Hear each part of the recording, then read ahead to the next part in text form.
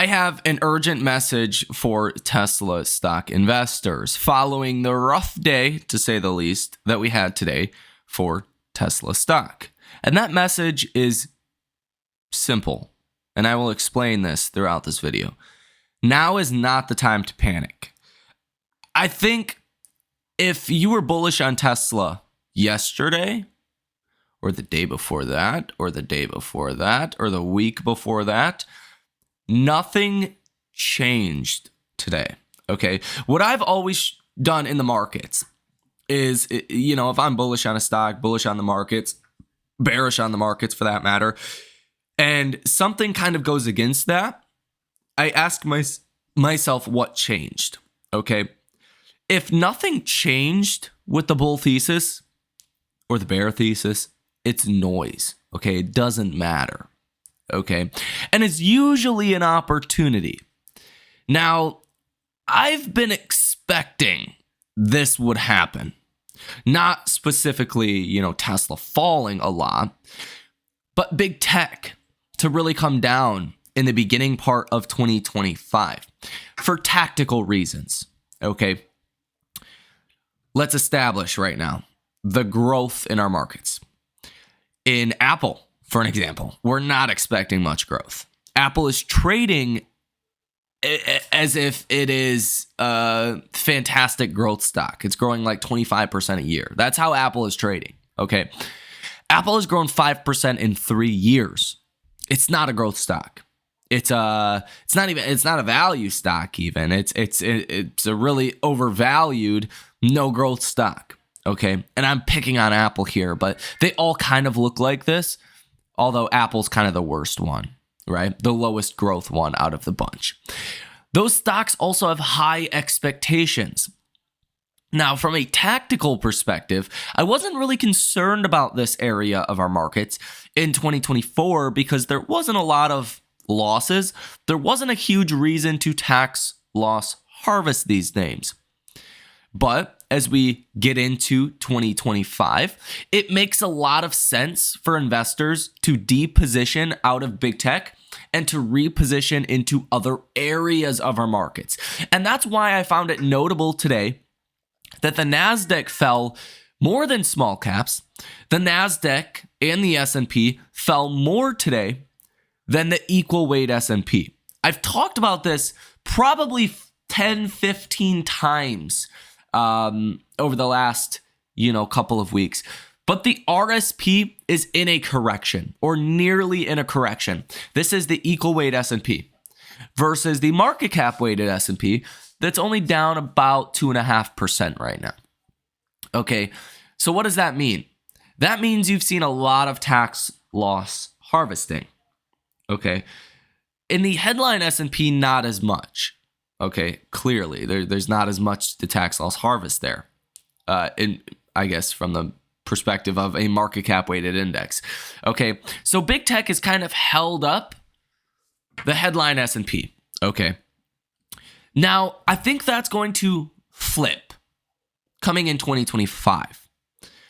So what that means is, one, stocks that are growing a lot, that are expected to grow a lot, will outperform.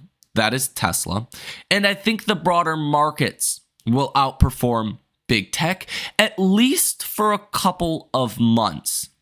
Now, around January 20th, things are going to go a little bit weird again. You have the inauguration, and do people focus on the good or the bad there? Do people focus on the tariff threat?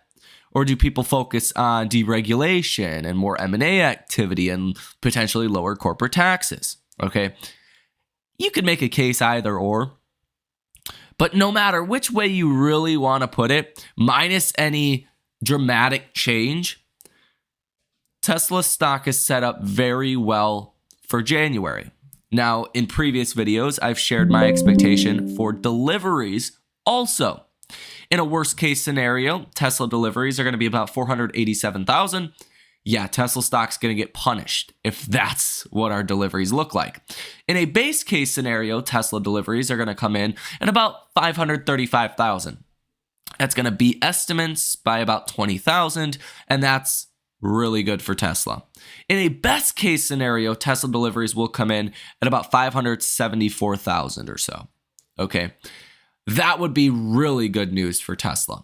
So I think the base case, between the base case and the best case, is probably what we're going to get. And those delivery numbers come out January 2nd. And I think that's going to help fuel another round of upside for Tesla stock. Now, I've talked about this a lot on this channel as well. Not as much recently, but we used to discuss this a lot, especially as Tesla was like a $200 stock. I really used to talk about this because it seemed less obvious then than it does now. But in 2025, it's all about the AI appliers, okay? It's all about the companies not enabling the AI revolution, not NVIDIA's of the markets, okay? It's going to be about the companies that are actually building something, doing something with their AI compute, okay?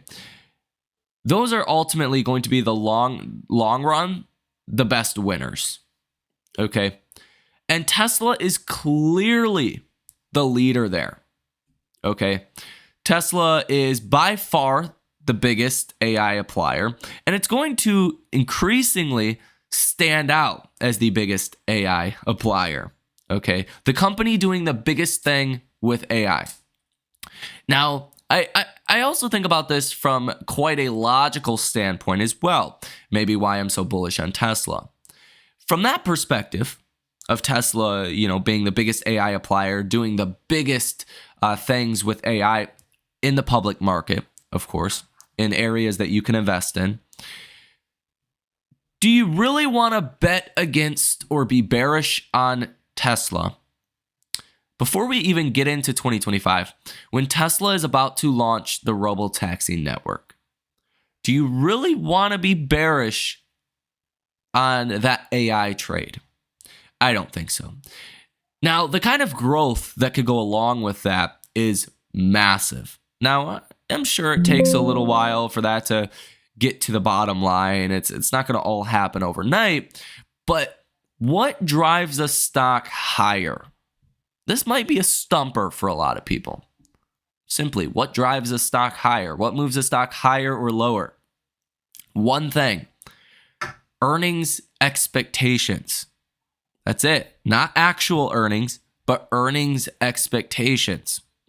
So, if Wall Street starts to model higher earnings and higher earnings and higher earnings over the coming years because of the robotaxi network and the launch of that, then Tesla stock will appreciate more in value today. And to some degree, it's all talk until the robotaxi network actually launches.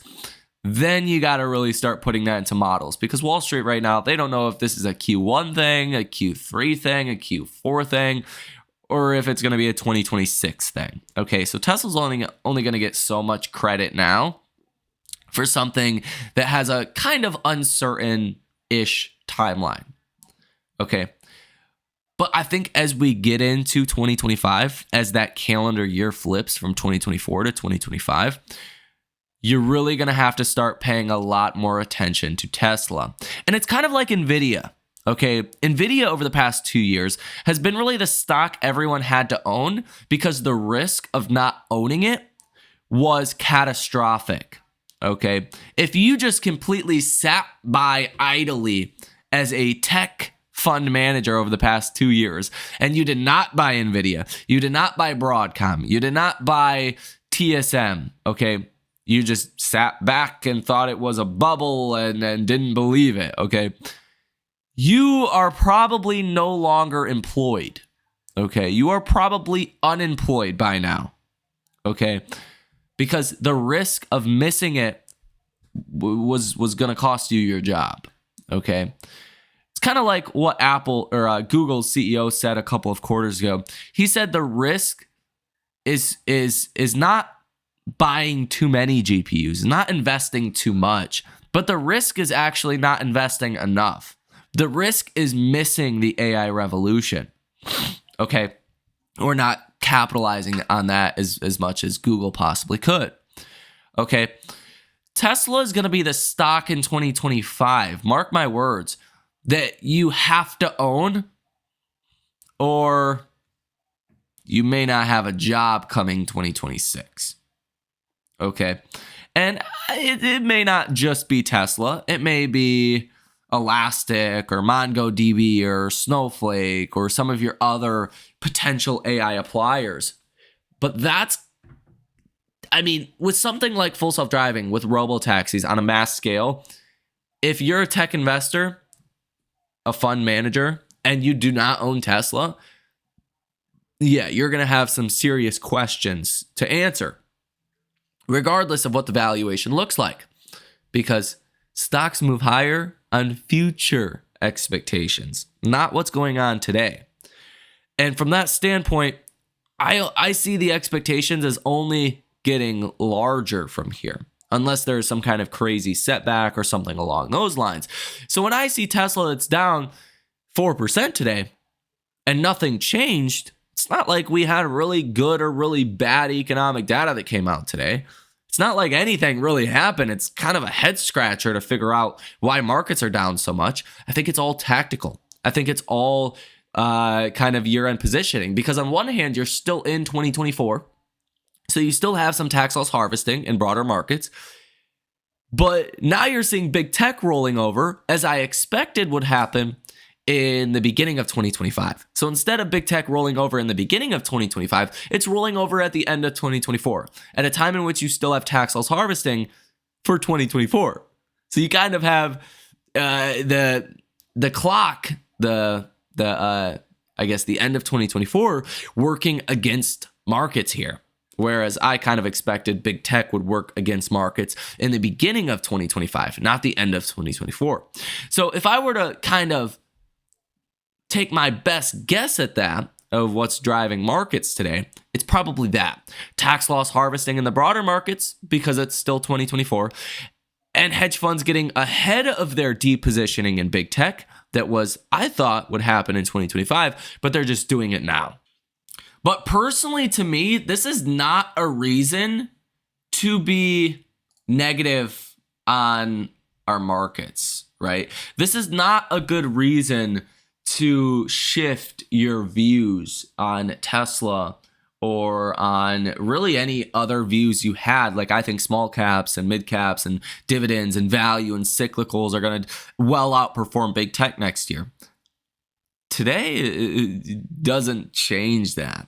If anything, I grow more bullish on that thesis following the price action today. The fact that big tech did underperform more than those other areas.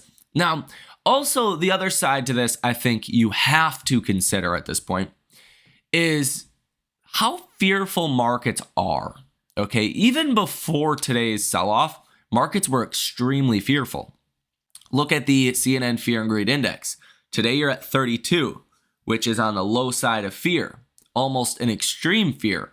Yesterday you were at 35. 1 week ago you were at 28. So you are at a very negative level on markets. What do we know here? Well, we know, because of history, markets do not tend to stay fearful for that long. Okay? People don't tend to be in fear territory for a long time, right? You tend to see when you're in the bottom quartile of fear or in extreme fear, that's usually when the selling is pretty much over in markets. And that's kind of like where we are now, okay? Market momentum is fear, stock price strength, extreme fear, stock price breadth, extreme fear, put and call options, greed, market volatility is neutral, safe haven demand in fear, and junk bond demand in fear, okay? So this is one thing you can look at that's, bullish, right? It's negative. It's so negative, it's bullish, okay? In terms of what's coming next for markets. This one also, okay, guys, my favorite of all, the percent of stocks trading above their 50-day moving average. Okay, 6.2% of stocks today are falling below their 50-day moving average, down to 32.99%. So only 33% of stocks are trading above their 50-day moving average right now. The last time you were down at these levels was August 5th. And in fact, on August 5th, you hit a low of 30.84%. So pretty much kind of where we are now. The S&P was down 10% at that time. And in April of 2024, we hit the low 30s as well. We actually hit the mid 20s at one point, but that bounced back pretty sharply. So anytime you are in a bull market, which last I checked, we were in a bull market, and you get down to 30% of stocks trading above their 50-day moving average, in other words, 60 to 70% of markets in a downtrend, you want to be buying that. Okay, unless this is truly the moment the bull market ends, which is probably unlikely, you want to be buying this. So this is so negative, it's bullish. Now, we also had the AI investor sentiment survey that came out. Now, this could definitely get more bearish, but it's already at a very bearish level. On December 4th, you were at 48.3% of investors that were bullish. Today, 37.8%. You're down 11 points in 21 days. That's quite a flip-flop of people that were really bullish, now not as bullish. Bearish investors are at 34.1%, about 3.1% higher than the historical average for bears of about 31.0%. Okay, so markets are bearish. There's not a lot of people that are bullish. That is, again, a bullish indicator. So when I put all of this together, I sit here and say, okay, I expected big tech would get sold in January. It's happening sooner than expected. You still have tax loss harvesting for 2024. Boom. That makes sense why you're getting a really bad day for markets. Did anything change? No. In fact, Tesla looks more attractive in the 430s, right? From the standpoint of, risk reward. Now, did anything change with Tesla's business? Did things get worse today? No. Did expectations fall today? No. If I'm thinking about the best areas to invest for in 2024, considering we won't have a recession, hopefully, right? Anything's possible, but as long as we don't have a recession, where do I want to invest? Where do I think Wall Street's going to invest? Tesla, right? The AI appliers. Tesla is bringing robotaxi to the mass market in 2025. Lower, cheaper priced Teslas, faster growth, a new Megapack factory. The Tesla Semi is going to start production next year, and many other things that are going on. Okay, has any of that changed? No. I mean, it's clear. Tesla short sellers still have a massive short position in Tesla. They will continue to get squeezed, and eventually there will be a massive short squeeze that'll send Tesla stock probably hundreds of dollars higher. Did the option buyers today all of a sudden turn very negative? No, in fact, it was very positive, almost 80% positive order values today. Nothing changed from a fundamental standpoint, or really a tactical standpoint. I mean, yes, you're down over 4% today, but you're not even down to some of the lows that you were just at December 23rd, where, Tesla was $414 on the low side. Okay, so nothing changed today.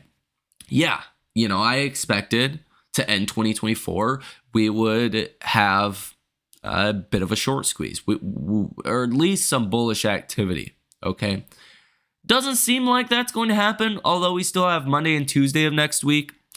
Hedge funds and institutions, they're not the smartest people. Okay, it makes sense to cover on your short position in Tesla before a really good year for Tesla and take that tax loss harvest in 2024. That's still possible. Monday and Tuesday are really good days.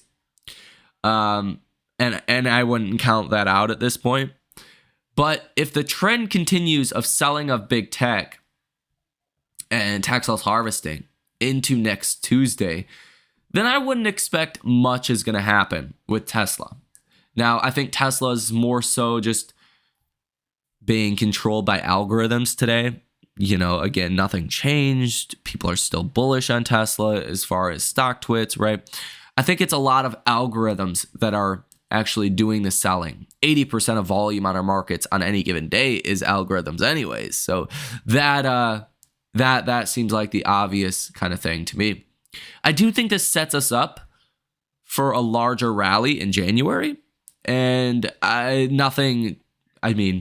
think the bull thesis becomes even more clear in January as you're done with 2024 and as Robotaxi becomes a little bit closer. And Wall Street's going to start big money that is actually positioning for that. So nothing changed today. I'm as bullish as I was yesterday and the day before and the week before and the month before. In fact, I would say I'm a little bit more bullish from a timeline perspective because I think Wall Street's going to start positioning into Tesla even more into the launch of robotaxis. So still think a short squeeze is in play. Still think a continued gamma squeeze is in play. But I really think January is going to be most exciting for Tesla. Now, could Monday and Tuesday be exciting? Of course. And I wouldn't want to count that out at this point because, again, it makes sense to cover on that short position in 2024, to take that loss in 2024, offset that to your gains like tax loss harvest strategy, right? Am I confident that hedge funds institutions are smart enough to realize that in mass? I'm a little bit more doubtful following today, but nothing changed. And I'm more bullish on Tesla. Sorry, nothing changed. If something changes, then my opinions will change, but nothing changed. So let me know what you guys think down below in the comment section. Ladies and gentlemen, have a fantastic rest of your day, and I will see you in the next one.